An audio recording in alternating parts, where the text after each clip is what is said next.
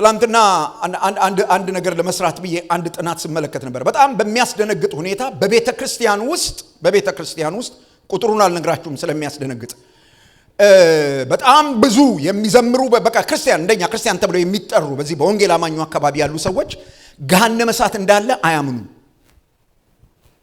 ለምን ኢየሱስን እንደሚከተሉት አልገባኝም። የዘላለም ፍርድ የዘላለም ሞት እንዳለ አያምኑም። በጣም በሚያስደነግጥ ሁኔታ እሱ ብቻ አይደለም፣ የምትመጣ የእግዚአብሔር መንግስት እንዳለችም የማያምኑ የትየለሌ ናቸው ቁጥራቸው። ወንድሞቼና እህቶቼ በእግዚአብሔር መንግስት ውስጥ ነን። አሁን አለን፣ ዛኔ ያለ ነው። ጌታ ኢየሱስ ያለ ይሄን ነው። ዳግመኛ ካልተወለዳችሁ በስተቀር የእግዚአብሔር መንግስት ልታዩ አትችሉም። አይታችኋል? እግዚአብሔር መንግስት አይተናል፣ ይታያችኋል። በእግዚአብሔር መንግስት ውስጥ ነው እየኖርን ያለ ነው። that's very important። ይሄንን በተመለከተ ከጃንዋሪ ጀምረን ስለ እግዚአብሔር መንግስት እያየን ያለ ነው። ገና የሚቀጥለው ዓመት ሁሉ እሱ ነው ማወራው። ስለዚህ ስለ እግዚአብሔር መንግስት ስንነጋገር መጽሐፍትን መሰረት አድርገን ነው ስናወራ የነበረው። ከዘፍጥረት ጀምረን መተናል እስከ መጽሐፈ አስቴር ጋር ደርሰን የቆምነው። ከአስቴር መጽሐፍ ቀጥሎ ከዚህ ትምህርት በኋላ የአስቴርን መጽሐፍ ማንሳት እንጀምራለን። መሃል ላይ ሰበር አድርገን ገብተን ገንዘብን በእግዚአብሔር መንግስት ውስጥ እንዴት አድርገን ነው እሱ ልናስተዳድረው የምንችለው? ምክንያቱስ ይሄን ያነሳንበት ምክንያት አለን። ይሄን ያነሳንበት ምክንያት ጌታችን ኢየሱስ ክርስቶስ ስለ እግዚአብሔር መንግስት ባስተማረ ጊዜ ሰዎች በእግዚአብሔር መንግስት ውስጥ እንዳይኖሩ ከሚያደርጋቸው ከሚነቅላቸው ነገር መካከል ዋናው ሰይጣን ሳይሆን ገንዘብ ስለሆነ ነው። ገንዘብ ስለሆነ ነው። ሰው በእግዚአብሔር መንግስት ውስጥ ገንዘብን ማኔጅ ማድረግ ካልቻልን፣ ገንዘብን ማስተዳደር ካልቻልን፣ ገንዘብን መምራት ካልቻልን በእግዚአብሔር መንግስት ውስጥ የመኖር ጉዳይ የሚባለው ነገር ወይም በእግዚአብሔር መንግስት ውስጥ መቀጠል የሚባለው ነገር በጣም አደጋ ውስጥ ይወድቃል። ይህንን በተመለከተ 5 የሚያሉ መርሆች አንስተናል። ገንዘብን በእግዚአብሔር መንግስት ውስጥ ለማስተዳደር የሚረዱን 5 መርሆች። አንደኛው በአንድ ጊዜ ለእግዚአብሔርና ለገንዘብ መገዛት አትችሉም ተብለናል። መጽሐፍ ቅዱስ ነው ያለው፣ ጌታ ኢየሱስ ነው ያለው። በአንድ ጊዜ ለእግዚአብሔርና ለገንዘብ መገዛት አትችሉም፣ ከሁለቱ አንዱን መምረጥ አለባችሁ ተብለናል። ወይ እግዚአብሔርን መምረጥ አለብን ወይ ደግሞ ገንዘብን መምረጥ አለብን። ሁለቱንም የኛ ጌቶች አድርገን፣ ሁለቱንም የኛ አዳኝ አድርገን፣ ሁለቱንም የኛ አምላክ አድርገን መቀጠል አንችልም። መምረጥ አለብን ማለት ነው። ሁል ጊዜ ምርጫ የሚያደርገው ነገር ምንድነው? አንድ ነገር ስትመርጡ ሌላኛውን ነገር ታጣላችሁ። አንደኛውን ነገር ስትመርጡ ወደዚህ ይሄኛውን ነገር ከመረጣችሁ ከዚህኛው ነገር እየሸሻችሁ ነው የምትመጡት። የመረጣችሁት ነገር በህይወታችሁ ዋጋው እየጨመረ ቫልዩ እየጨመረ ሲመጣ፣ ያልመረጣችሁት ነገር ደግሞ በህይወታችሁ ቫልዩ እያጣ ይመጣል። የመጀመሪያው ነገር እሱ ነው። እኛ አሁን በምንኖርበት በዚህ በኮመርሻል ወርልድ ውስጥ እዚህ እኛ ምንኖርበት ይሄ አገር የንግድ አገር ነው እንደምታውቁት። ሁሉ ነገር ከገንዘብ ጋር የተያዘ ነው። ሁሉ ነገር ከገንዘብ ጋር የተያዘ ነው እና አብዛኛዎቻችን እግዚአብሔርን የምናመልክ እንደሆነ ነው የምናስበው። ግን ቆም ብለን መጠየቅ ያለብን ይመስለኛል። እግዚአብሔርን አታመልኩም እያልኩ አይደለም፣ ግን ቆም ብለን መጠየቅ ያለብን ይመስለኛል። ሪሊ እግዚአብሔርን ነው የማመልከው? እግዚአብሔር ነው የኔ አምላክ? እግዚአብሔር ፕራዮሪቲ ነው ወይ? የመጀመሪያ ነው ወይ? እግዚአብሔር በሁሉ ጉዳይ ላይ እግዚአብሔር የመጀመሪያ ነው ወይ? ትናንትና ጠዋት አንድ እንግሊዝኛ መዝሙር እየሰማሁ ነበርና ዘማሪዋ ምን ብላ ነው የምትዘምረው? በሁሉ ነገር ላይ እግዚአብሔር ሆይ ጠዋት ስጀምር አንተን የመጀመሪያ አድርጌ መጀመር ነው የምፈልገው።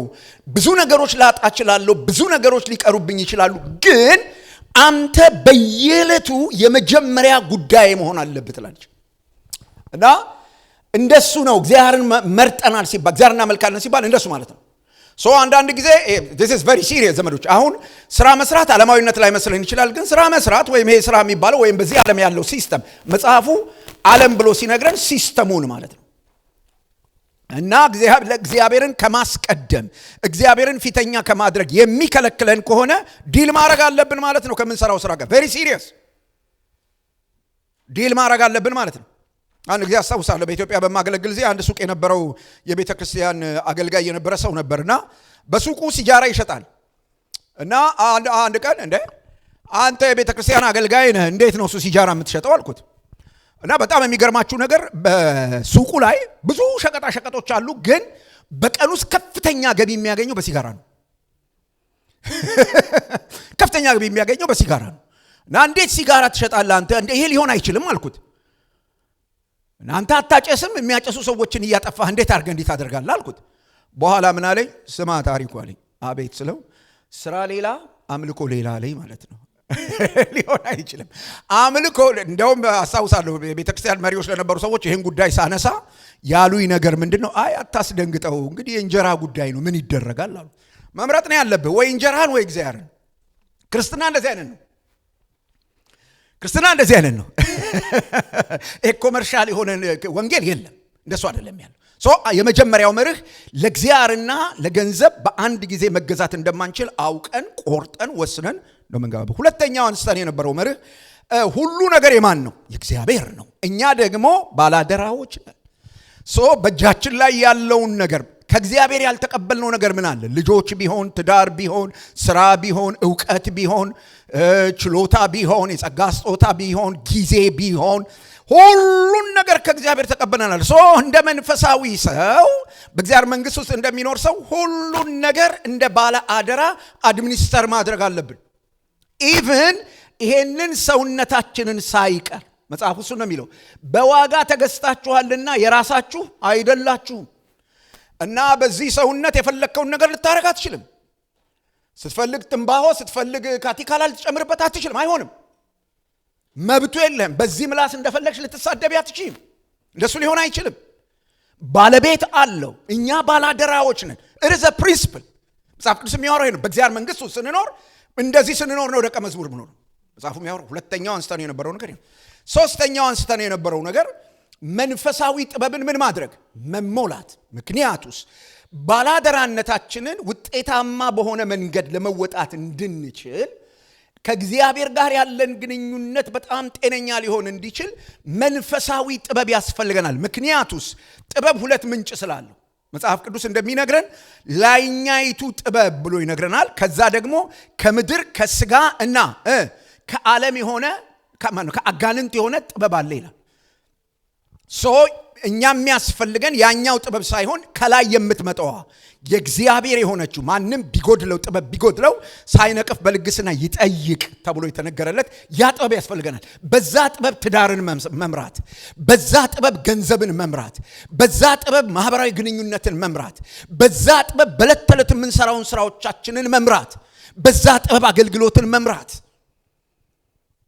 ምክንያቱም ባላደራዎች ስለሆንን ሁሉ ነገር በዛ ጥበብ ሲከናወን ማለት ነው። በጣም ብዙ ሰዎች በጥበብ ጉድለት ምክንያት ትዳራቸውን አጥተዋል፣ ልጆቻቸውን አጥተዋል፣ በጣም ብዙ ነገር አጥተዋል። ይሄ በጣም ወሳኛው ነገር ነው። አራተኛው አንስተነው የነበረው መርህ ምንድነው? እሱ በልግስና ምን ማድረግ? መስጠት። ልግስና የእግዚአብሔር ኔቸር ነው፣ የእግዚአብሔር ባህሪ ነው። እኛ ከእግዚአብሔር ተወልደናል። በቅዱስ ቃሉ አማካኝነት ባመንን ጊዜ ዳግመኛ ተወልደን ወደ እግዚአብሔር መንግስት እንቀላቀል እኛ የእግዚአብሔር ባህሪ ተካፋዮች ሆነናል በተስፋው ቃል። እንደ እግዚአብሔር ነው የምንሰጠው። ውለታ እየጠበቅን ይመልስልኛል፣ አድርጎልኛልና ላድርግለት፣ አዋጥቷልና ላዋጣ ብለን ሳይሆን በልግስና ነው እኛ የምንሰጠው።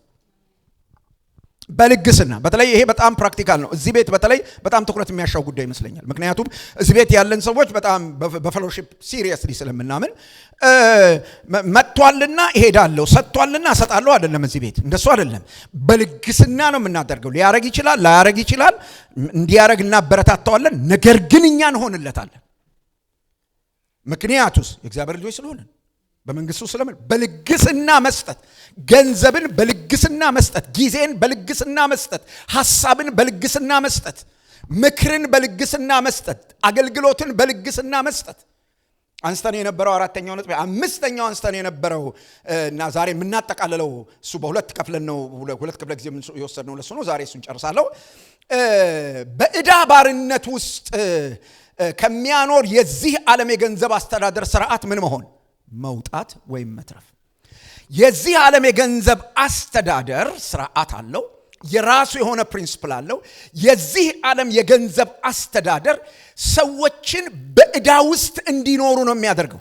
አሁን በዓለም ላይ የትም ቦታ ብትሄዱ በጣም የሚበረታታ መንግስታት የሚያበረታቱት ነገር ምንድነው ካላችሁ፣ ብድር።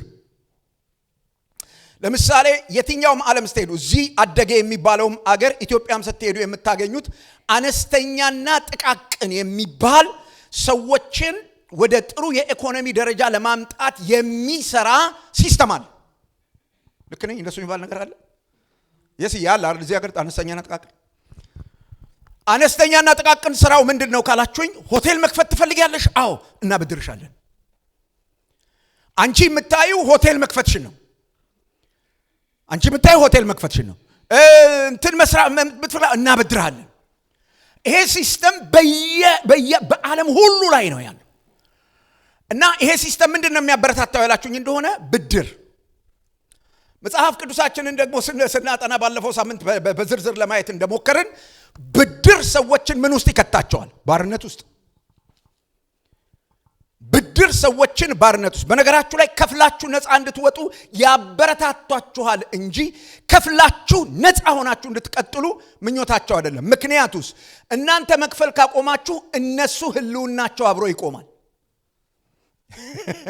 አበዳሪዎቻችሁ መክፈል ስታቆሙ እናንተ ህልውናቸው አብሮ ስለሚቆም ሁሉ ጊዜ ከኢንትረስት ያስጀምሯችኋል። እዳችሁ ቁጭ ብሎ እንትናችሁ ወለዱን ከመክፈል ነው የምትጀምሩ። ይሄንን ባለፈው ጊዜ አይተናል። ስለዚህ ከዚህ ባርነት ውስጥ ለመውጣት የብድር ካርዶቻችንን ተፈጥሮ ማወቅ በጣም አስፈላጊ ነው ብለናል። ከዛ በኋላ የረጅም ጊዜ እዳን ማስወገድ በጣም አስፈላጊ ነው። መጽሐፍ ቅዱሳዊ መርህ አንስተን ነው እዳን ከፍሎ ነፃ ስለመውጣት ስናወራ የነበረው ሁለተኛ ነገሥትን አንስተን ከዛ ቀጥለን ያነሳ ነው እዳን አለማስቀጠል የባላንስ የሚባል ነገር አቮይድ ማድረግ ያስፈልጋል።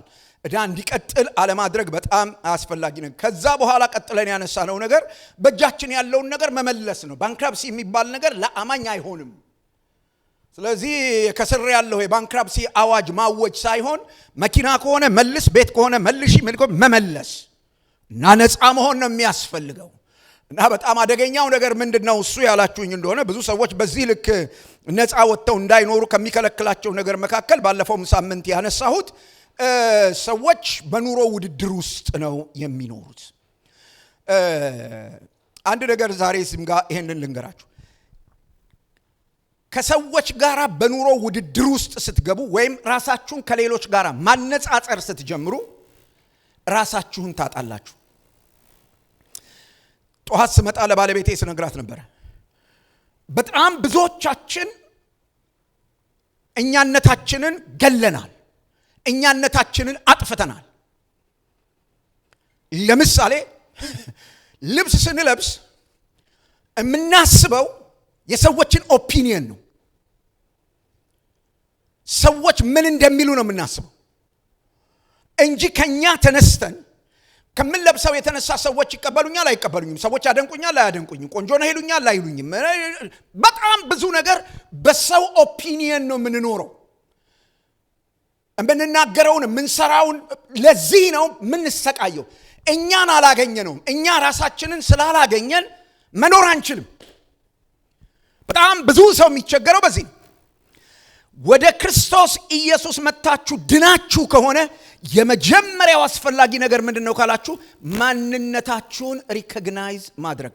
ዓርብ ዕለት ያጋጠመኝን ነገር ልንገራችሁ። የኛ ህመም ልጆቻችንን እንዴት እንዳሰመጣቸው ለ6 ሳምንት አስተምረናቸዋል።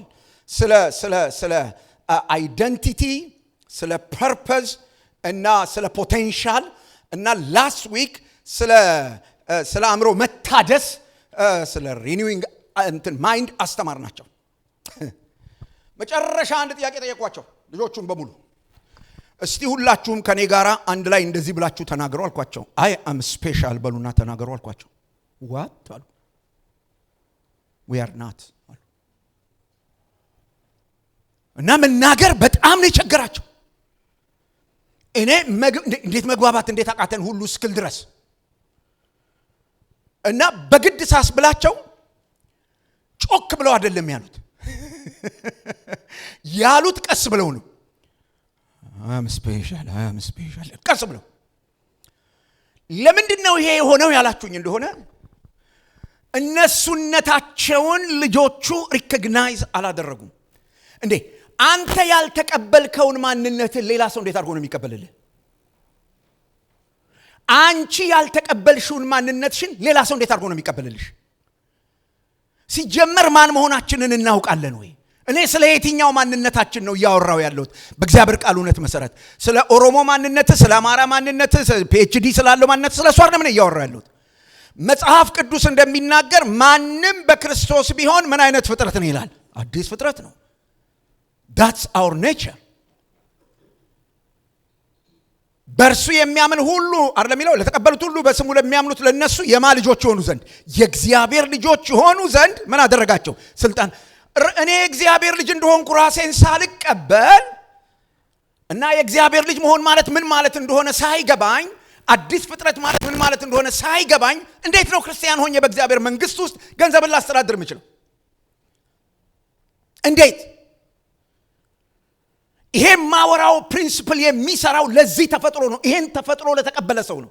እኔ እንዲህ ነኝ ለሚል ሰው በክርስቶስ ኢየሱስ የሆነውን ማንነት የምር የሚያምኑ ሰዎች እኔ የእግዚአብሔር ልጅ ነኝ።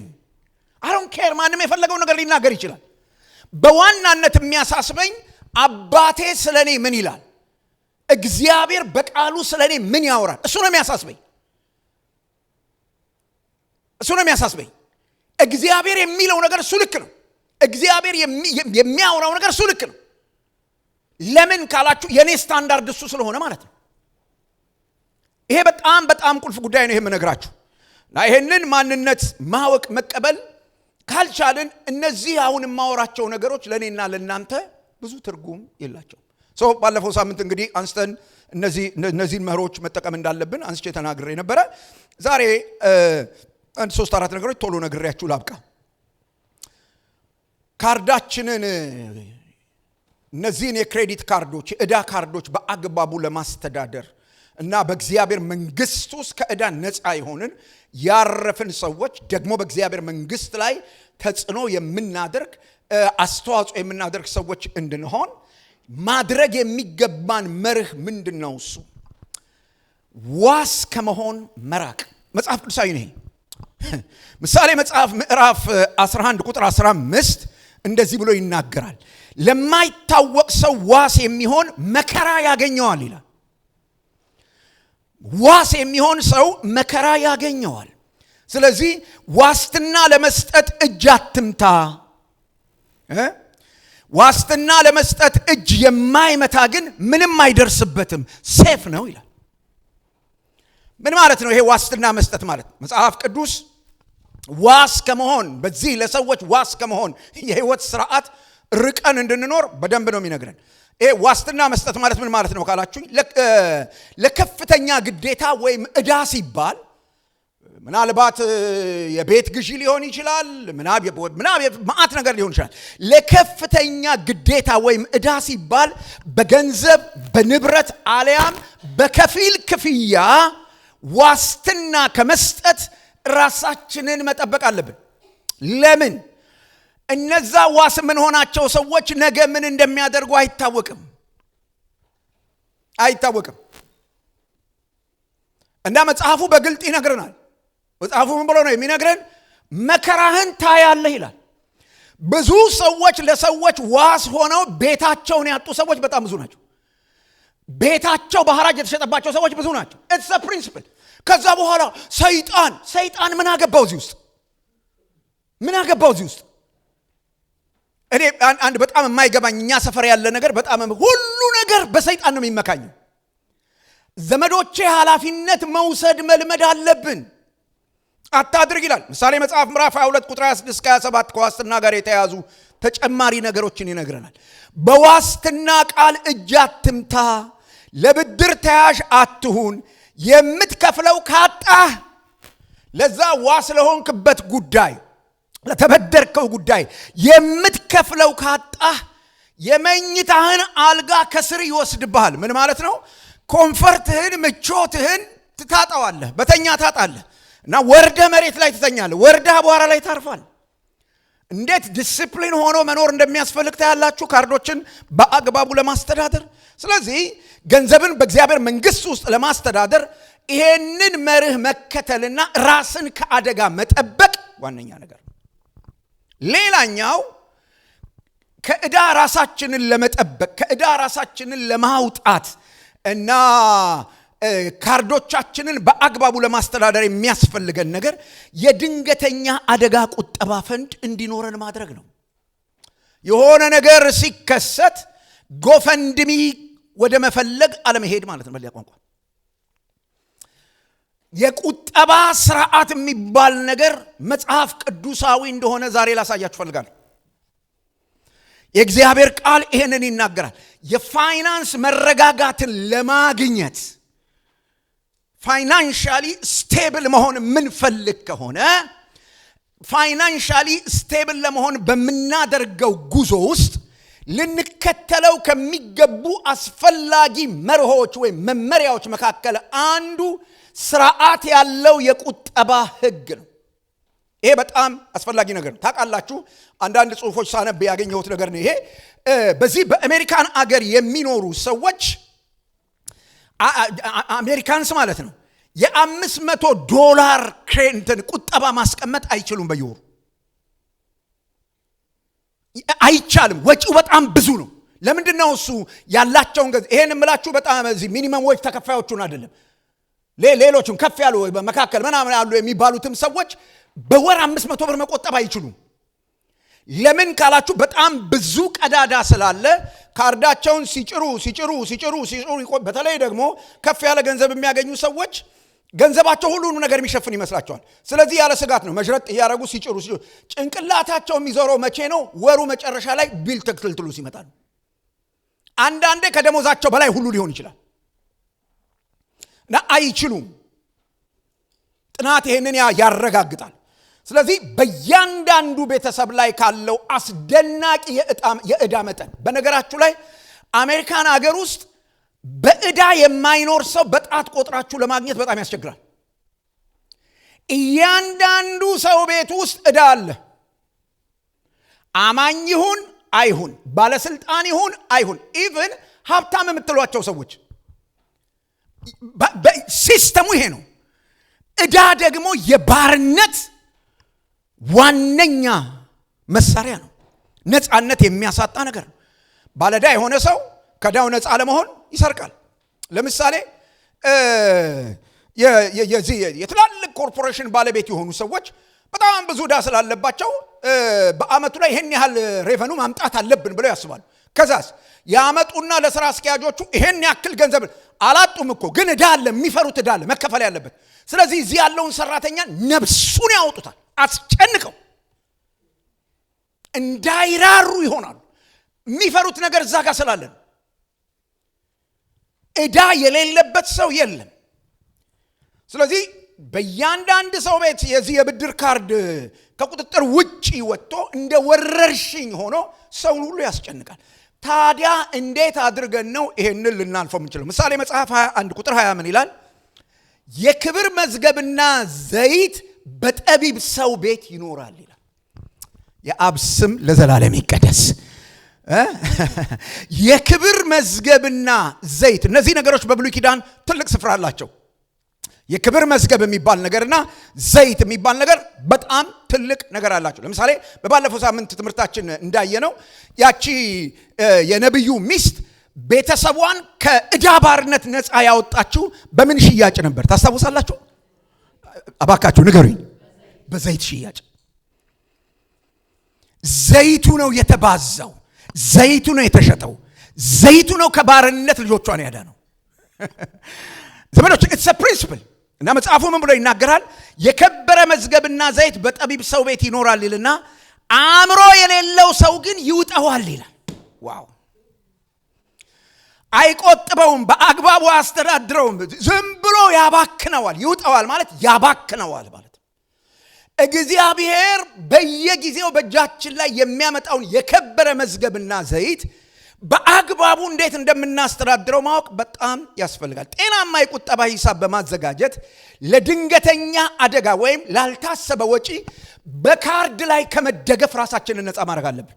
ለምን ያላችሁኝ እንደሆነ የሆነ ነገር ሲያጋጥመን ካርዱን ስንጭለው የትየለሌ ነው የሚሉ በኋላ ነው መክፈል የሚያቅተን፣ በኋላ ነው መንፈሳዊ ነገራችን የሚናጋው። ካለ ግን ተቆጥቦ የተቀመጠ ነገር ካለ ብድር ውስጥ ሄደን ከመዘፈቃችን በፊት ለዚሁ ጉዳይ የተቀመጠውን ነገር አውጥተን ችግራችንን ማኔጅ እናደርጋለን። ጠቢብነት ይሄ ነው። ጠቢብነት። ነገር ግን ዛሬ ልንቆጥበው የሚገባውን ነገር ሳንቆጥበው የተገኘውን ነገር ሁሉ ዝም ብለን እየረጨን የሆነ ነገር ሲመጣ የብድር ካርድ አሹለን ወደ ማሽን ምን ሄድ ከሆነ ለባርነት እየተፈራረምን ያለ ነው ማለት፣ ለስቃይ እየተፈራረምን ያለ ነው ማለት ነው። እና ራሳችንን በጣም ልንጠብቅ በዚህ ጉዳይ ይገባል። እንግዲህ ይሄንን የቁጠባ ጉዳይ እንዴት አድርጌ ልጀምረው የሚል ነገር ልናስብ እንችላለን። በጣም ጥቂት በሆነ ነገር መጀመር ይቻላል። በደንብ አድርጋችሁ ስሙ ዘመዶቼ። የኛ የአማኞች ችግር ምን እንደሆነ ልንገራችሁ። ብቻ አክቹአሊ የኛ የአማኞች ችግር ብቻ አይደለም፣ የሰው ሁሉ ችግር። ትንሿን ነገር ማድነቅ፣ ትንሿን ነገር ትጠቅማለች ብሎ ማሰብ አንችልም። እኔ ወደዚህ ሀገር በመጣው ጊዜ አንድ ቀን ከማሚ ጋር ሻፐርስ የሚባል እዚህ ሊትል ሪቨር ላይ ያለ እንትኑ ስንገባ፣ ሮዝ የሚባል ሱቁ ስንገባ ከፊታችን አንድ ነጭ ሴትዮ አሉ እና ደካማ አሮጌ ሴትዮ ናቸው። እና እንደዚህ እየሄድን አንድ ሳንቲም ወድቃለች። የዚህ ሀገር አንድ ሳንቲም ተቆጥቻ አንዷ ሳንቲም ማለት ነው። ጎንበስ ብለው አነሱ። እኔ ብዙ ቀን በእግሬ እንደዚህ ያርኩ አልፌያለሁ። አንስቻ ተለቀም የገባኝ የዛን ቀን ነው ዘመዶች። እና እኚህ ሴትዮ ነጭ ናቸው፣ ገንዘብ አጥተው ነው አንድ ሳንቲም ያነሱት ብዬ ከማሚ ጋራ ወደዛ የገባው ጭንቅላቴ ሊፈነዳ። ለምን አነሱ? ሄጄም መጠየቅ ከጅሎኝ ነበረ። ግን ደግሞ አንድ ቀን ኮስኮ ውሃ ሲጭኑ አንድ አዛውንት ሴትዮ ላግዞት ስላቸው ማን ጠየቀ ብለው ስላስደነገጡኝ እኛዋ ደግሞ የባሰ ነገር ያመጣሉ ብዬ ስለፈራው መጠየቅም ፈልጌ ነበር። በኋላ አንድ ነገር ገባኝ ዘመዶች። እየዞርን እዛ ሱቅ ውስጥ ዝም ብዬ እቃዎቹን እያየሁ ይህን በዚህ ጥያቄ ውስጥ ሆኜ ሁሉም እቃ ላይ 99 ሳንቲም አለ። ሁሉም እቃ ላይ 99 ሳንቲም አለ። እና በደንብ አስተዋልኩ። 14 ከ99 ያቺ አንድ ሳንቲም ስለቀነሰች ነው ሰውየው የሚገዛው። ያቺ እኔ ረግጫት ማልፋት ሳንቲም። ለካ የእቃው መሸጥና አለመሸጥ የሚወሰነው በዛች አንድ ሳንቲም ነው። ቫልዩ አላት። ምንድነው የምታወራው ያላችሁኝ እንደሆነ $1 መቆጠብ ቫልዩ አለው ነው እያልኩ ያለሁት። $1 መጀመር ቫልዩ አለው። ይሄን ለማድረግ ግን ዲሲፕሊን ያስፈልጋል። ሰልፍ ዲሲፕሊን የሚባል ነገር ከሌለ አንዳንዶች እንዲሉ ይችላል ገብጋባ ምናምን ይሉ ይችላል። ኖ ገብጋቦች ስለሆነን አይደለም። በነገራችሁ ላይ በአግባቡ ነገሮችን አለመምራት ንዝላልነት ነው። ከደቀ መዝሙር የህይወት ስርዓት የጎደለ የህይወት ስርዓት መኖር ነው። ገብጋቦች እንድትሆኑ እያስተማርኩ አይደለም ያለሁት። እየተናገርኩ ያለሁት ስለ ዲሲፕሊን ነው። በዚህ መንገድ መጀመር ይቻላል። ከዛስ እያሳደጉ መሄድ ይቻላል። መጽሐፍ ቅዱስ እንዲህ ብሎ ይናገራል። ወደ ገብረ ጉንዳን ተመልከት ይላል የምሳሌ መጽሐፍ። አንተ ታካች ሰነፍ ይልና ወደ ገብረ ጉንዳን ተመልከትና ከገብረ ጉንዳን ተማር ይላል። ምን ያደርጋል? ገብረ ጉንዳን በበጋ ጊዜ በሰላም ጊዜ የሚበላውን ነገር እያመጣ አይበላም። ታዲያ ያከማቻል። ለምን? ቀን አለ፣ ክረምት የሚባል ቀን ወጥቶ መስራት የማይችልበት፣ ወጥቶ ምግብ መሰብሰብ የማይችልበት ጉድጓድ ውስጥ ብቻ የሚቆይበት ጊዜ አለ። እና ያን ጊዜ ያኔ ችግር ጊዜ ያኔ ቻሌንጅ ጊዜ እንዴት ነው እሱ የሚያልፈው? በፀሐዩ ጊዜ መስራት በሚችልበት ጊዜ ሰብስቦ በአግባቡ ስለቆጠበ መጽሐፍ ቅዱስ ከነሱ ተማሩ ብሎናል። ከገብረ ጉንዳን ተማሩ። ዲሲፕሊንን ከዕዳ ነፃ ለመሆን ሰዎች ዕዳ ውስጥ የሚገቡት ዝም ብለው አይደለም፣ የሚያስጨንቅ ነገር ሲመጣ ነው። በጊዜው እጃቸው ላይ ባለ ነገር ማኔጅ ማድረግ ሲያቀታቸው ያለውን ጉዳይ የግድ ወደ ምን መሄድ አለባቸው? ወደ ዕዳ ወደ ብድር መሄድ አለባቸው።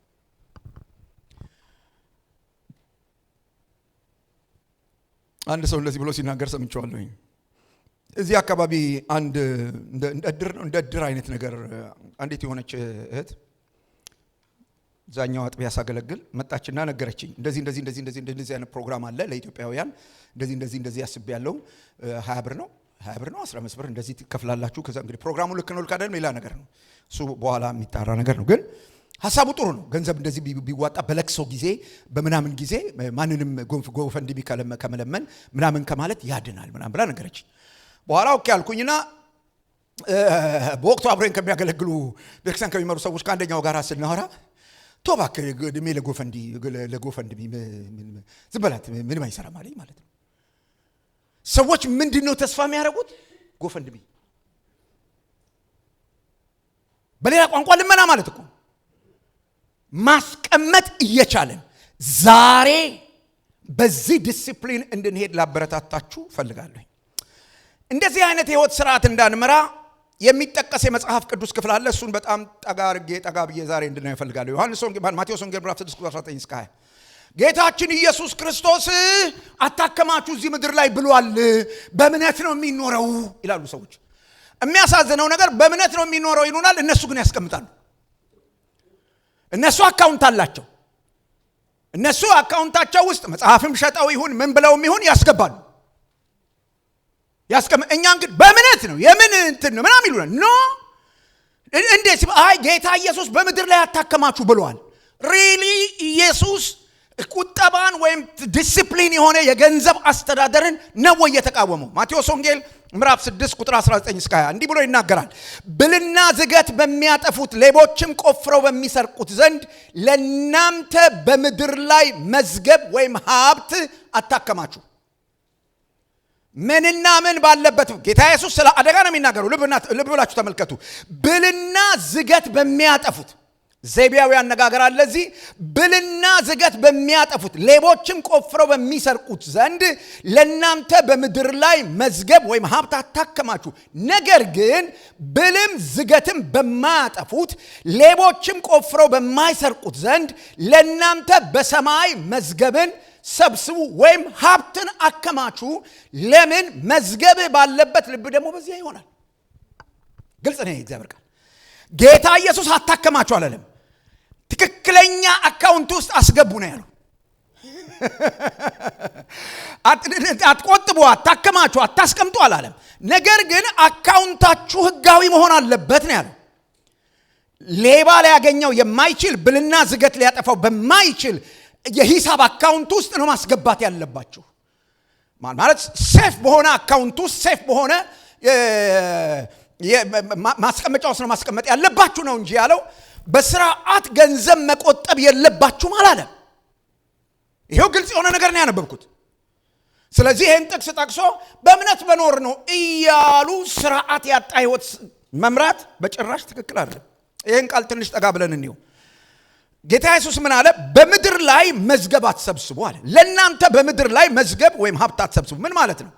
ጊዜያዊና አስተማማኝ ባልሆኑ ነገሮች ማነው? ጊዜያዊና አስተማማኝ በሆኑ ነገሮች ላይ ጊዜያዊ የሆኑ አስተማማኝ ያልሆኑ ነገሮች እነሱ ላይ ማለትም ገንዘብ፣ ከነዛ ነገሮች መካከል አንዱ ገንዘብ ምንድነው? ፊክስድ አሴት የሚባለው ንብረት፣ ፖዚሽን ሊሆን ይችላል፣ ማዕረግ፣ ዝና፣ ምቾት፣ ስኬት። እነዚህን ለመሰብሰብ ብቻ አትኑሩ በምድር ላይ። የመጀመሪያው ነገር እሱ። እነዚህን ብቻ ለማግኘት እነዚህን ብቻ የናንተ ዋነኛ ነገር አድርጋችሁ ልባችሁን እነሱ ላይ ጥላችሁ አትኑሩ። ለምን? እነዚህ ነገሮች እዚሁ ምድር ላይ ምን ሊሆኑ ይችላሉ? ሊበላሹ ይችላሉ። ጌታ ኢየሱስ ይሄንን እንዲህ ብሎ ነው የተናገረው። ብልና ዝገት በሚያጠፉት በዚያ ሊበላሹ ይችላሉ። ቁሳቁስ ነው፣ ዝና ነው፣ ክብር ነው፣ ገንዘብ ነው፣ ያረጃል። ሰዎች ሊወስዱት ይችላሉ። ሁኔታ ሊሽረው ይችላል። ስለዚህ መታመኛ አታድርጉት። አንዳንድ ጊዜ ስራችን መታመኛ ሆኖ ብናቅም ዘመዶች ስራ ስላለን እንደምንኖር አስበን አናቅም። ይህንን ማረጋገጥ ከፈለጋችሁ ስራ ቅነሳ ምናምን የሚባል ነገር ሲመጣ የሚሰማንን ስሜት ማየት ነው።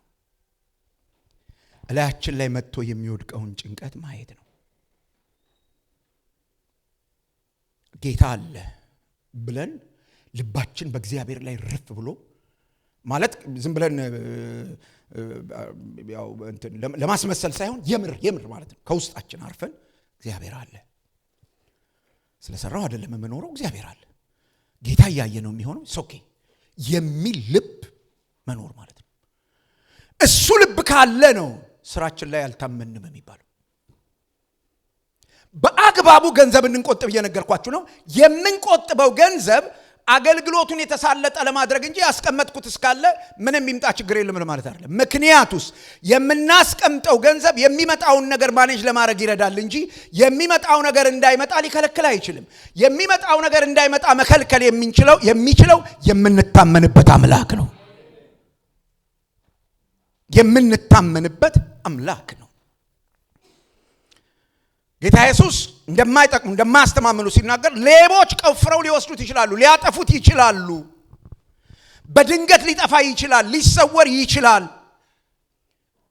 ከጃችሁ ሊያመልጥ ይችላል ስለዚህ አስተማማኝ መከላከያ አስተማማኝ መታመኛ አታድርጉት ምንም ነገር ዕውቀት ሊሆን ይችላል ውበት ሊሆን ይችላል ጤንነት ሊሆን ይችላል ገንዘብ ሊሆን ምንም ነገር ላይ ዲፔንድ ማድረግ መተማመኛ አታድርጉት መታመኛችን ማን ነው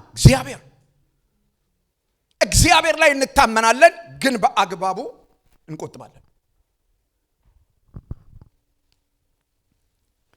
ስለዚህ ኢየሱስ ገንዘብ ማግኘት ወይም ንብረት ማፍራት ወይም በጥበብ ማቀድ ኃጢአት ነው አላለም አጠገባችሁ ላለው ሰው እንዲበሉና ነገሩልኝ በጥበብ ማቀድ በሉልኝ ባካችሁ ተነጋገሩ በጥበብ ማቀድ በሉልኝ ኃጢአት አይደለም በሉት ጠቢብነት ነው በሉት እርሰው ዊዝደም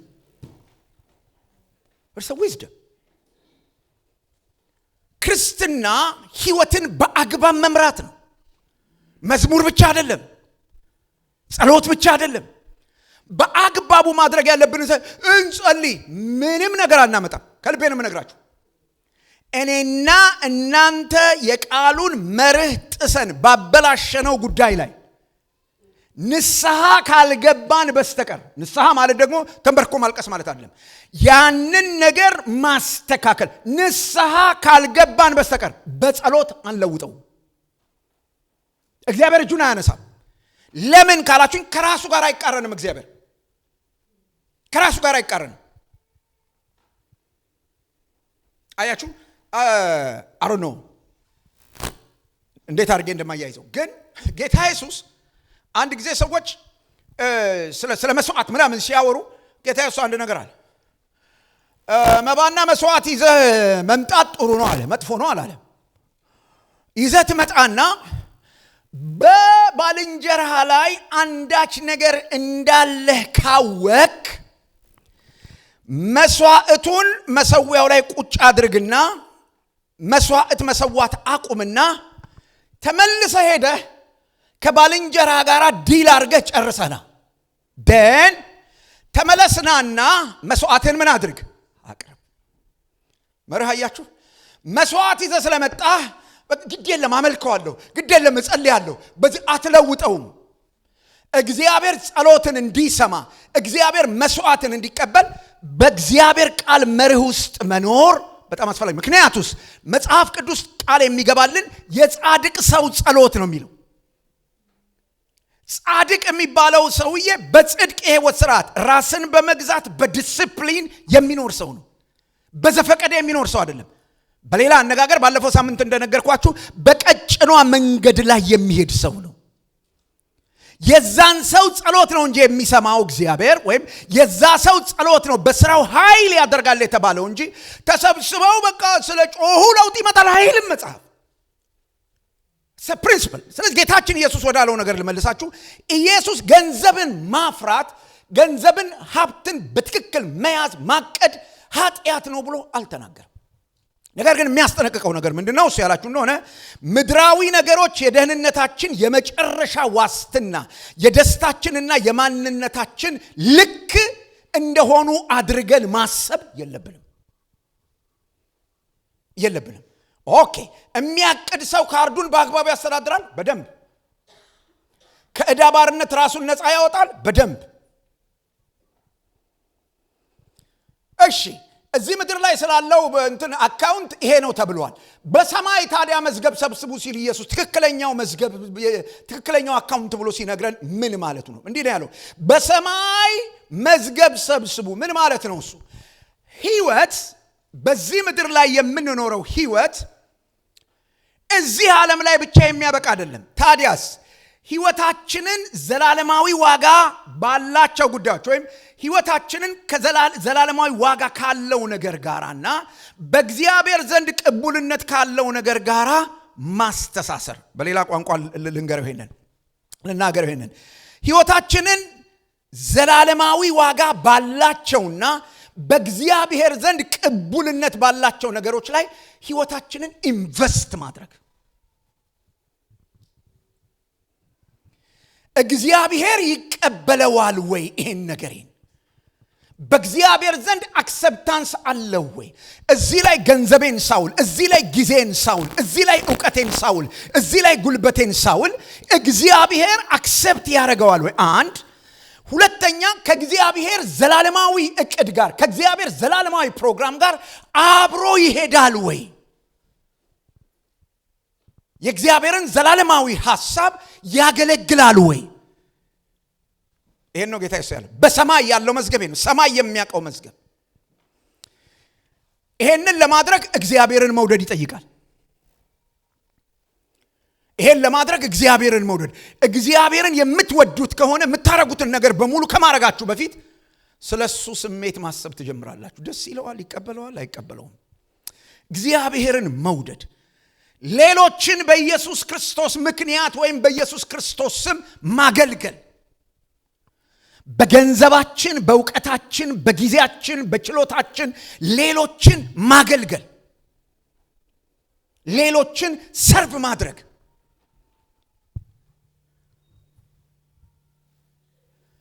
ጅብ የሚባል ፍጥረት አለ፣ ታውቃላችሁ? ጅብ ማቅ አለ። ኦኬ። ጅብን ከብዙ አራዊቶች የሚለየው ነገር ምን እንደሆነ ታውቃላችሁ?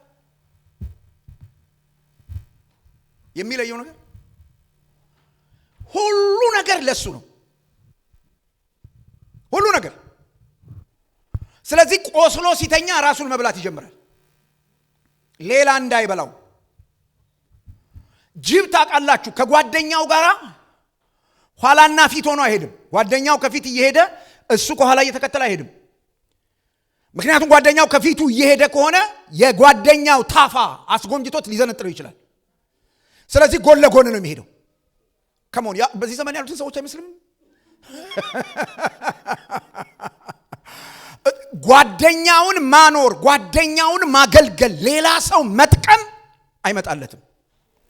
በሰማይ መዝገብ መሰብሰብ ማለት ምን ማለት ነው ያላችሁኝ እንደሆነ ሌሎችን ሁል ጊዜ ለመጥቀም መዘጋጀት። ኢንቨስትመንታችን ሌሎች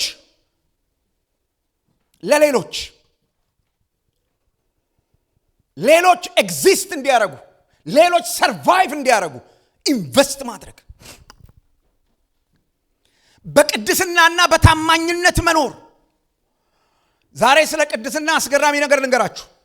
እኛ እስከ ዛሬ ስለ ቅድስና መጉደል የምናውቀው ወይም የምናስበው ብዬ የምገምተው ሰው ዝሙት ከሰራ ነው ቅድስናው ተበላሽቷል ምናምን የምንለው፣ ወይ ደግሞ ከትዳሩ ውጪ ወይም ከትዳሩ ውጪ ሄደው የሆነ ነገር ካረጉ ቅድስና ጎሏል ነው የምንለው። ገንዘብን በእግዚአብሔር ቃል ፕሪንሲፕል መሰረት አለማስተዳደር ከቅድስና መጉደል ነው። ምን እያልክ ነው ካላችሁኝ፣ በዚህ መርህ መሰረት በትክክል ገንዘብን እግዚአብሔር ለሚፈልገው አጀንዳ አለማዋል የቅድስና ጉድለት ነው። ምክንያቱስ መጽሐፉ በኑሯችሁ ሁሉ ነው ቅዱሳን ሁኑ ብሎ የሚጠይቀን። በጋብቻ ጉዳይ፣ በሴክሹዋል ኢሞራሊቲ ጉዳይ ብቻ አይደለም የሚለው መጽሐፉ። በኑሯችሁ ሁሉ ቅዱሳን ሁኑ። ከኑሯችን መካከል አንዱ ገንዘብን በአግባቡ ማኔጅ ማድረግ ነው። ገንዘብን በአግባቡ ማስተዳደር። ትንሽ ከኔና ከናንተ ጋር ይሄንን አውድ ለዚህ አውድ በሚመጥን መሰረት ትንሽ ነገር ልናገር። ያስቆጣችኋል፣ ግን ታገሱኝና ተቆጡኝ። ለምሳሌ ወደ አገር ቤት ገንዘብ የምትልኩ ሰዎች አላችሁ። አገር ቤት ወንድሞቻችሁን፣ እህቶቻችሁን፣ አክስቶቻችሁ ምናምን በገንዘብ የምትረዱ ሰዎች አላችሁ። ተስፋዬ ጥሩ ነገር ነው። ግን ምን እያደረጉ ነው እነዛ ሰዎች በዛ ገንዘብ? ምን እያደረጉ ነው? አይ እናቴ አሜሪካን ነው ያለችው፣ ጫወታው በዶላር ነው፣ ችግር የለም እሷ ትልካለች እያሉ እነሱ በዛ ገንዘብ እዛ ህገወጥ የሆነ ነገር የሚያረጉ ከሆነ እነዚህን ሰዎች በገንዘብ መርዳት የቅድስና ችግር ነው። እኛ በምንልክላቸው ገንዘብ ሱሳሱሱ ውስጥ ገብተው የሚጠመዱ ወጣቶች ካሉን ወንጀል እየሰራን ነው። መጠየቅ አለብን ማለት ነው። አለመርዳት ሁሉ ሊኖርብን ይችላል። ኖ ማለት ሁሉ ሊኖርብን ይችላል። እና ስንረዳ ምን ብለን ነው መርዳት ያለብን? ወጣቶች ከሆኑ ትምህርት ቤት ትሄዳለህ ወይ? የትምህርት ቤትህን ገንዘብ የትምህርት ቤትህን ማቴሪያል ነው ማሟለው። ከትምህርት ጋር የተያያዘ ነገር የምትችሉ ከሆነ እሱ ነው ማረገው። ዛሬ ስንት ዓመት ነው አንድ ወንድም ሲናገር የሰማሁት ነገር አለ። ጓደኛው ኢትዮጵያ ይኖራል፣ እሱ እዚህ ይኖራል። እና እዚህ ሀገር 200 ብር የሚሸጥ ጥቁር መነጽር በጣም ባውንድ ያላቸው ሰዎች የሚያደርጉት መነጽር ነውና ይሄኛው ልጅ እዚህ ሀገር ሆኖ ይሄን መነጽር አላረገም። ጓደኛው አይደለም ወንድሙ ነው እንጂ ወንድሙ ነው። ይሄንን መነጽር እሱ እዚህ ሀገር ሆኖ እንኳን ሊያረገው ስለ መግዛት አስቦ አያውቅም። ወንድምየው ፎቶግራፍ አነሳና ይሄንን መነጽር ገዝተህ ላክልኝ ብሎ ላከለት። ከዛ እሺ አለ። አላወቀም ዋጋውን። እሺ አለና ገብቶ ሲያየው $200 ይላል። ደወለለት። የመነጽሩን ዋጋ ታውቃለህ ያለው? አዎ $200 ነው አለው። አዎ $200 ነው። ምን መቋጠር ጀመርክ እንዴ? $200 አንድ መነጽር ለኔ ገዝተህ መላክ። አንጀቱ ያረረ የ200 ብር መነጽር ገዝቶ ላከለት። እኔ ብሆን ግን አላረገውም። እኔ ብሆን አላረገውም። ተጠይቄ አውቃለሁኝ። እኔ ሚዜ ስለምሆን እንደዚህ ያህል ገንዘብ ላክ ተብዬ አውቃለሁኝ። እዚህ ሀገር መጥቼ በስድስተኛው ነው በምናምን ነው ለዛ ለደወለልኝ ሰው ያልኩት እንደዚህ ነው። ሁለተኛ እንዳትደውልልኝ እባክህ ብዬ ነው የዘጋው። ፒሪድ። ሁለተኛ አይተውም እንደ ሚዜ ባይሆን ደሞ እኮ የተጠየቁት $500 ነው። can you imagine? they didn't know እንዴት አርገሽ ገንዘቡን እንደምታመጪው አያቁም። እንዲያቁ ማለት ፕሪቴንድ አታርጉ ዘመዶቼ። ኢትዮጵያ ስትሄዱ እቺን የኮዳ ውሃ ይዛችሁ በቃ ኖ ፌክ ላይፍ መኖር ማቆም አለብን። በጣም ብዙ ቻሌንጅ ነው እዚህ ሀገር በህይወታችን የሚያልፈው። ክሬዲት ዕዳ ለመክፈል ወገባችን የሚታመም ሰዎች ስንት ነን? እግራችን የሚታመም ሰዎች ስንት ነን? እየተቆጣችሁ ስሙኝ። በሰማይ መዝገብ እያደረጋችሁ ሳይሆን ብል በሚበላው አካውንት ውስጥ እየከተታችሁ ነው። ኢየሱስ ያለው ይሄንን ነው። ኢየሱስ ያለው ይሄንን ነው። ምንም ጥያቄ ሳንጠይቅ የምንችለውን ያህል ገንዘብ የምንልክላቸው እሱም በትክክል ራሳቸው እንደሚጠቀሙበት ማስረጃ ካለ እናትና አባት የሚባሉ አቅመ ደካማዎች ጮሌ ልጆች አሉ። እዛ ያሉ ወላጆቻችን ጋር ጠጋ ብለው በእነሱ በኩል የሚወጣቡት እንደሱ ካለ አልክልሽም ማለት አለብን። እኔ ኃላፊነቴ አንቺ ነሽ። ሲሪየስ ነገር ነው ማውራችሁ። ኢትስ አ ፕሪንሲፕል። እግዚአብሔር ይባርከኝ ብላችሁ አይደለም የምትሉት። ሚራክል መኒ አይገባላችሁም። ቁርጣችሁን ወቁት። ታዲያ ምን እናርግ ሚራክል በህይወታችን እንዲሆን ካላችሁኝ just follow the principle። የእግዚአብሔርን የቃሉን መርህ መከተል፣ ዲሲፕሊንድ ሆነን መኖር። ስማችን እኮ ደቀ መዝሙር ነው። we are the disciples of Jesus Christ. we need to have very disciplined life። ዘመዶች ይሄ በጣም ሲሪየስ ነገር። ከዓለም የምንለየው በዚህ ነው። አንዳንዶቻችን ለእንትን በጣም ይቅርታ አድርጉልኝ ይሄን ቃል ስጠቀመው አንዳንዶቻችን እዛ ያሉ ዘመዶቻችን በእኛ ቦስት እንዲያደርጉ እንፈልጋለን አለ ጉራ በቃ አሜሪካን ሀገር ልጇ አለች አሜሪካን ሀገር ወንድሟ አለ ምናምን መንግስተ ሰማይ አይደለም አሜሪካን መንግስተ ሰማይ አይደለም ሰው ዋሽቶም በበረሃም አድርጎ ምንም ብሎ ሊመጣበት የሚችል ሀገር ነው ሰው ምንም ነገር አድርጎ ያለ ኢየሱስ ሊደርስበት የማይችል ሀገር መንግስተ ሰማይ ብቻ ነው እዛ ስንሆን እዚያ ውስጥ መሆናችን ነው ሊያኩራራን የሚገባው ሰው በጣም ሲሪየስ መሆን ያስፈልጋል ጌታ ይሄን ያለው ኢየሱስ ያለውን ነገር በትክክል መገንዘብ ያስፈልጋል ዘመዶቼ በታማኝ በቅድስናና በታማኝነት መኖር ገንዘብን ስጦታዎቻችንን ጊዜያችንን ለእግዚአብሔር መንግስት ዓላማዎች ማዋል ገንዘባችንን በተፈጥሮ ያለንን ስጦታ መንፈስ ቅዱስ የሰጠንን ስጦታ ጊዜያችንን በእግዚአብሔር መንግስት ጉዳይ ላይ ኢንቨስት ማድረግ ለቫኬሽን ጊዜ ያለን ልጆቻችንን ማጫወቻ ቦታ ለመውሰድ ጊዜ ያለን ለመዝናናት ጊዜ ያለን ለብዙ ለሥራ ጊዜ ያለን እግዚአብሔርን ለማገልገል ደቂቃ የሌለን ሰዎች ቆመን ዛሬ ማሰብ አለብን ጌታን አገልግል ስትባሉ 39 ምክንያት የምትሰጡ ሰዎች ኢንቨስት ያረጋችሁ ያላችሁት ትል በሚባል ሌባ በሚሰርቀው ነገር ላይ ነው ማሰብ መጀመር አለብን ስለ እግዚአብሔር መንግስት ለእግዚአብሔር መንግስት እግዚአብሔር ከሰጠኝ እድሜ ላይ ምን ያህሉን ነው እሱ ኢንቨስት ማረገው በእግዚአብሔር መንግስት ላይ መጽሐፍ ስለ ዳዊት እንዲህ ብሎ ይናገራል ዳዊት በገዛ ዘመኑ የእግዚአብሔርን ሐሳብ አገልግሎ ከጨረሰ በኋላ አንቀላፋ ይላል ወንድሞቼና እህቶቼ የእግዚአብሔርን ሐሳብ ማገልገል ጀምረናል ወይስ ይሄ ዓለም የሰጠንን ነገር ተሸክመን መከራ ያያየን ያለነው ዛሬ መጠየቅ ይኖርብናል ይሄ በጣም አስፈላጊ ነው ወንጌልን ለጠፉት ማካፈል ደቀ መዛሙርትን ማፍራት የምህረትና የፍትህ ስራዎችን መስራት ማለት ነው በሰማይ መዝገብን ማከማቸት ማለት እነዚህ ነገሮች ስናደርግ ሌባ ቆፍሮ ሊወስዳቸው አይችልም ሊሰረቁ አይችሉም ሊበላሹ አይችሉም ምክንያቱስ ለነዚህ ነገሮች በሙሉ ክሬዲት የሚሰጠው ማን ነው እግዚአብሔር ነው እስቲ እግዚአብሔር ነው ብለባካችሁ እግዚአብሔር ሶ ይሄንን መርህ ተከትሎ ገንዘብን በአግባቡ ቆጥቦ መኖር በጣም ተገቢ ነው መጽሐፉን ብሎ ይናገራል መዝገብህ ባለበት ልብ ደግሞ በዚያ ይሆናል ሶ ልባችን እዛ ላይ ያርፋል ትክክለኛው ነገር ላይ ያርፋል ማለት ስለዚህ ማቴዎስ ወንጌል ምዕራፍ 6 ቁጥር 19 እስከ 21 አማኞችን ምን ብሎ ነው የሚጠራቸው ያለ እንደሆነ ህይወት ማለት እዚህ ዓለም ላይ ብቻ እንደሆነ ማሰብ አቁሙ ያለ ነው የሚጠራው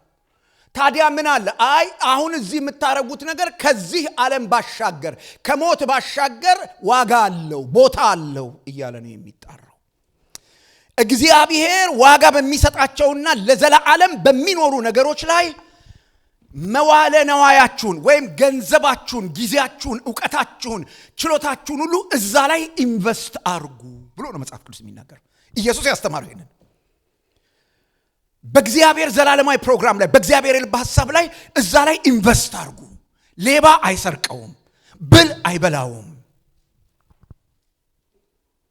እዛ ላይ እሺ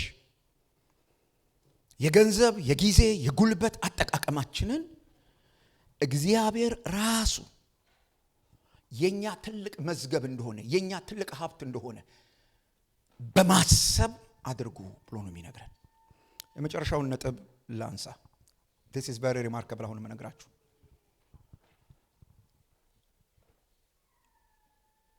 ለማጥናት በመከርኩ ጊዜ ያገኘሁትንም አንድ ዘዴ አብሬ አካፍላችኋለሁ በጀት ማዘጋጀት ሌላኛው መርህ ከክሬዲት ባርነት ከዕዳ ባርነት ነፃ ወጥቶ ለመኖር በጀት ማዘጋጀት ይሄ መርህ ዕዳ ላለባቸውም ዕዳ ለሌለባቸውም ይሰራል ገንዘባችንን ወዴት እየሄደ እንደሆነ ምን እየሰራ እንደሆነ ለምን አይነት ዓላማ እያዋልነው እንደሆነ ማንን እያገለገለ እንደሆነ ለማየት በጀትን መከተል ፍጹም ተመራጭ መንገድ ነው እንደዚህ ብላችሁ አጣ እኔ እኮ ገንዘቡ ስዘረዝረው ብን ይላል ብላችሁ አጣቁ ከዛ ምን ትላል ገንዘቡ እኮ ድሮ ይበረክት ነበር አሁን እንትና አጥቷል ምንድነው ስሙ ቀልብ አጥቷል ገና ስል ብን ይላል። ለምን ብን እንደሚል ታውቂያለሽ? ብን እንዲል ስላረግሽው ነው። ልክ ስትዘረዝሪው ከመዘርዘሩ በፊት ለምን እንደምትዘረዝሪው አታውቂ።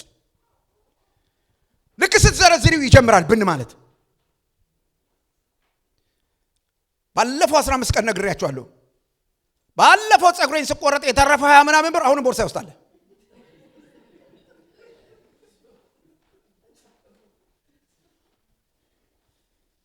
አለ ቦርሳ ውስጥ። አንድ ሰው መጥቼ እዚህ ቢሮ ነው ሙሉ አይደል? ቡና መጠጣት አያምረኝም?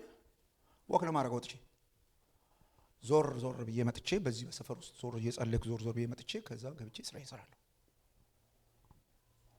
ትላንት ወዲያ አንድ ጥያቄ ስጠይቅ ነበር ራሴን። እንዴ እኔ ታምም ያለሁ ወይ ብዬ ስጠይቅ ነበር። ምክንያቱም አንድ ቀን እዚህ ጉባኤ ውስጥ ካሉ እህቶች መካከል አንደኛዋ እንደዚህ ብላኛለች። ታሪክ አለች ወይ ስላት፣ ቀኑን ሙሉ ብቻ እዚህ ስትውል አይጨንቅህም ወይ አለች። እና ከትላንት ወዲያ ነው ኮንሸስ የሆንኩት። ጨንቆኛ አያውቅም። አይገርማችሁ? እና እንነቃውና እንዴ ታምሜ ነው እንዴ እኔ ማይጨንቀኝ ብቻዬን እዚህ ስውል ብዬ ራሴን ጠየቁ። ገስዋት እስቲ እዚህ ምንድነው ስፕሪንግፊልድ ያለው ሞል ልሂድና የሆነ ቡና ልጠጣና እስቲ እዛ ቁጭ ብዬ ትንሽ ቆይቼ ልምጣ ብዬ አሰብኩ ማለት ነው። ከዛ ወደ ቢሮ ገባሁና ቦርሳዬን የላፕታፔን ቦርሳ ለመክፈት አየሁት። ከዛ ማሰብ ጀመርኩ። አንደኛ ከዚህ ነድቼ እዛ ስሄድ 7 ደቂቃ፣ ስመለስ 7 ደቂቃ፣ 14 ደቂቃ። ኦኬ እዛ ሄጄ አንድ 30 ደቂቃ ብቀመጥ 45 ደቂቃ። ኦኬ 45 ደቂቃ ለማባከን አንድ ሲኒ ቡና ብጠጣ 5 ብር ከፍዬ 45 ደቂቃ ወስት ለማድረግ can you imagine? I am not crazy.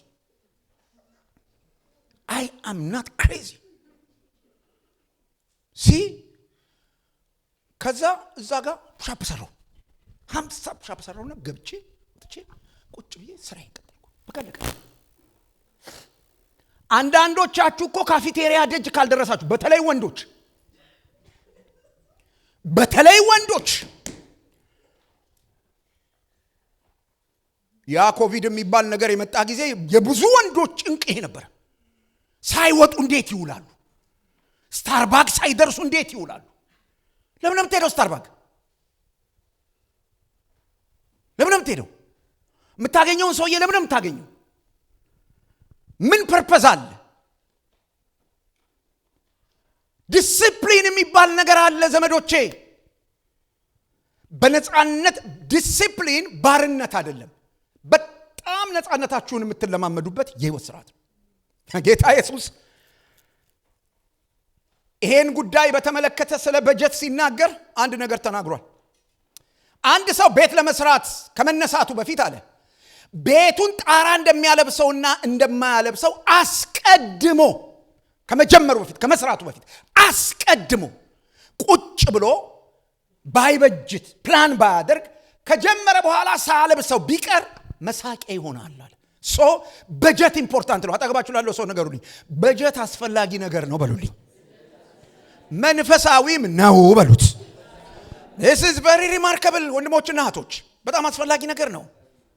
ገንዘባችሁ ወዴት እንደሚሄድ ለማወቅ ከፈለጋችሁ በጀት በማዘጋጀት ከአቅም በላይ የሆነ የብድር ካርድ ዕዳን ከመክፈል ነፃ መውጣት ይቻላል።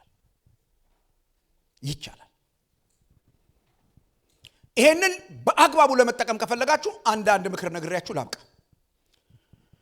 በጀትን በተመለከተ ሁላችን ልምድ ምናምን ላይኖረን ይችላል። ግን ከክርስቲያን የብድር አማካሪዎች ጋር ክርስቲያንስ በጀት ካውንስለር አሉ።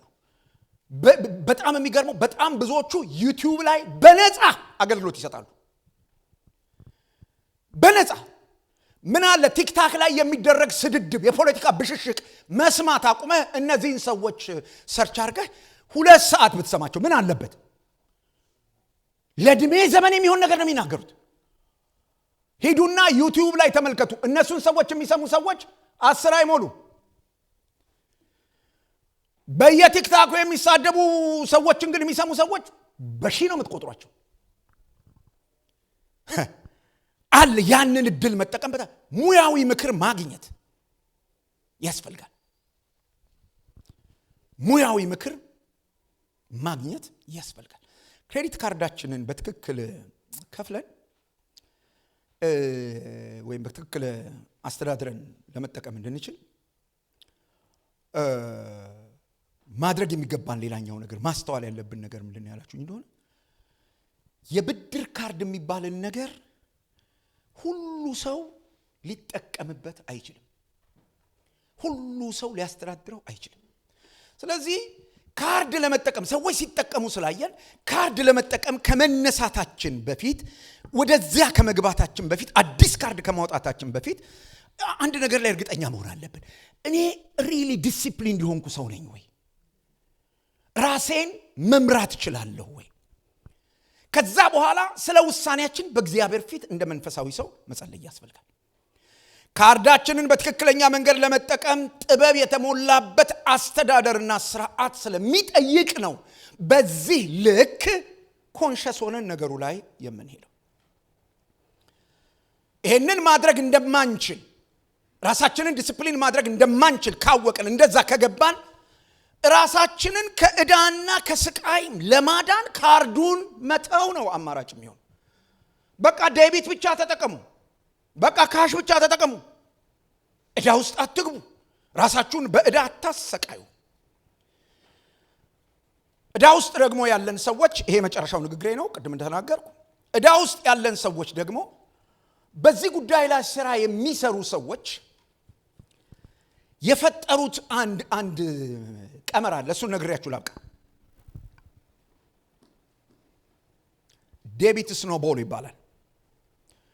ይሄ የዕዳ በረዶ ኳስ ወይም ዕዳ የሚከፈልበት እንደ በረዶ ኳስ አይነት ሲስተም ነው። ምንድነው እሱ የሚያደርገው? በዚህ ይሄን ሲስተም ሲጠቀም ምንድነው እሱ የሚያደርገው ያላችሁ እንደሆነ ይሄን በደንብ ስሙኝ። አነስተኛውን ዕዳ በመክፈል መጀመር። ለምሳሌ አሁን እንደ ምሳሌ ላሳያችሁ። የ500 ብር፣ የ1500 ብር፣ የ3000 ብር ዕዳ ሊኖርባችሁ ይችላል።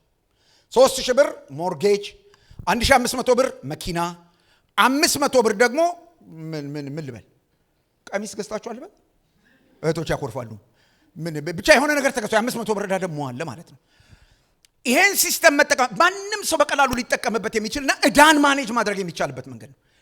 ክፍያ ስትጀምሩ ምን ማድረግ ነው የሚያስፈልገው?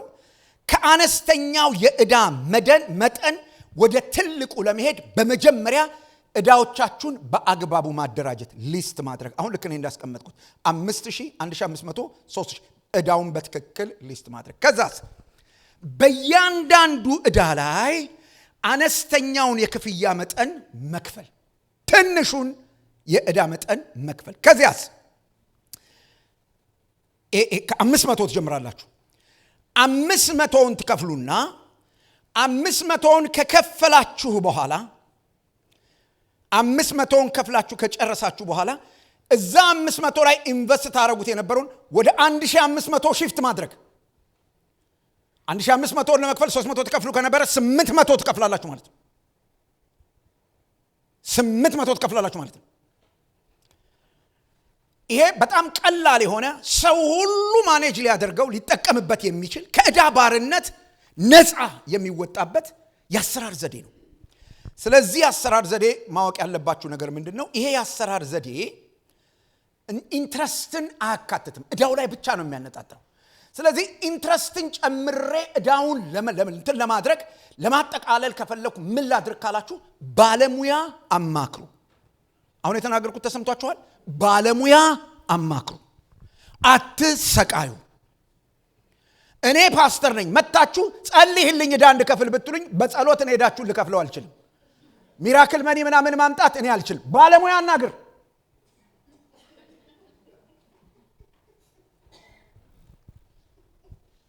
ባለሙያ አናግር፣ ባለሙያ አናግሪ። እኛ ወደ ሕክምና እንኳን መሄድ የሚመጣልን በቃ መጨረስ መተንፈስ ሲያቅተን ነው አይደል? አማክሩ ዘመዶቼ። ምክር ውስጥ በጣም ብዙ ነገር አለ። የሕክምና ባለሙያ ማማከር፣ ገንዘብ አስተዳደር፣ እነዚህን ሰዎች መንፈሳዊነትን ማጣት ማለት አይደለም፣ ጠቢብነትን። እነዚህን መርሆች ተከትለን ገንዘብን በእግዚአብሔር መንግስት ውስጥ ካስተዳደርን ከዕዳ ባርነት ነፃ እንወጣለን። እናጠቃለን። እንግዲህ ዳግም እንደተወለደና የእግዚአብሔር መንግስት እንዳየ አማኝ በዚህ ምድር ወይም ዓለም ውስጥ ስንኖር ልንከተለው ከሚገባን የመንግስቱ ስርዓትና መርህ መካከል የመጀመሪያው ገንዘብን በአግባቡ ማስተዳደር ነው። ዛሬ እዚህ ቤት ያላችሁትን ሰዎች ቃል አስገብቼ ነው የምሰዳችሁ። ከኔ ጋር ይሄን ቃል ተናገሩ። ከዚህ ቀን በኋላ በሉ፣ ገንዘብ እኔ አስተዳድረዋለሁ እንጂ እሱ እኔን እንዲያስተዳድር አልፈቅድለትም። ያላችሁትን አስተውላችሁታል? ድገሙና ከኔ ጋር ተናገሩ። ከዚህ ቀን በኋላ ገንዘብ እኔ አስተዳድረዋለሁ እንጂ እሱ እኔን እንዲያስተዳድር አልፈቅድለትም። ለቃላችሁ ታማኞች እንድትሆኑ እግዚአብሔር ይርዳችሁ። ይሄን ያስባልኳችሁ ዝም ብዬ እንዳይመስላችሁ። አሁን የተናገራችሁትን ቃል አእምሯችሁ ሪከርድ አድርጎታል። ለዚህ ቃል ታማኝ መሆን ካልቻላችሁ አእምሯችሁ ሁለተኛ ያምናችሁ። ስለዚህ ከንትን ውስጥ ካዙሪት ውስጥ አትወጡ። this is the secret። ሰምቷል፣ ማይንዳችሁ አሁን ሰምቷል አሁን ያናገርኳችሁን ነገር እና ለራሳችሁ ታማኝ መሆን ካልቻላችሁ አእምሯችሁ የፈለጋችሁትን አሁን አዲስ ዓመት ሲመጣ በአዲስ ዓመት እንዲያርግ ምናምን ስትሉ ውሸታው ነው የሚላችሁ አእምሯችሁ። በጭራሽ። ስለዚህ ምን ሆናለሁ ካላችሁ I'm not joking ዘመዶቼ፣ በስቃይ ትኖራላችሁ፣ እየተንከራተታችሁ በስቃይ ትኖራላችሁ። ስለዚህ ለቃላችሁ ተፋኔ ማቁ። በዚህ አግባብ መሰረት ለመሄድ ለገንዘብና ለእግዚአብሔር ባንድ ላይ መገዛት እንደማንችል ማወቅ፣ ሁሉ የእግዚአብሔር መሆኑን እኛ ባላደራዎች መሆናችንን ማወቅ፣ ኃላፊነታችንን መወጣት፣ መንፈሳዊ ጥበብን መሞላት፣ በየቀኑ እግዚአብሔር ጥበብ እንዲሰጠን ጌታን መጠየቅ ያስፈልገናል። ለጋሶች መሆን ያስፈልገናል። ከዕዳ ባርነት በዕዳ ውስጥ መኖርን የአገሩ ሲስተም ነው ብሎ ተቀብሎ መኖር ትክክል አይደለም። በተቃወማችሁት ጊዜ ከላያችሁ ላይ ቀንበር ይሰበራል። ነፃ ሆናችሁ መኖር አለባችሁ። ለምን? የተጠራችሁት ለነፃነት ነው። ኧረ አሜን። ወደ ጸሎት ቤት በመጣችሁ ቁጥር በኑሮ ውጥረት በዕዳ ውጥረት ተይዛችሁ ነፃነት አጣችሁ እንድትኖሩ አልተጠራችሁም። የተጠራችሁት ቀና ብላችሁ እንድትሄዱ ነው። እግዚአብሔር አጎንብሳችሁ እንድትሄዱ እያዘናችሁ እንድትሄዱ አይፈልግም። ሰይጣን ይሄን ማድረግ አይችልም። እናንተ ግን ይሄንን ኑሮ ከመረጣችሁ መቼስ ምን ይደረጋል? ነፃነት ግን ከፈለጋችሁ ነፃነት በእግዚአብሔር ቃል መርህ መሰረት አለ። በሰማነው እውነት መሰረት በነፃነት እንድንኖር እግዚአብሔር ሁላችንን ያግዘን። ዛሬ መጸለይ ፈልጋለሁ። ቆመን እንጸልያለን።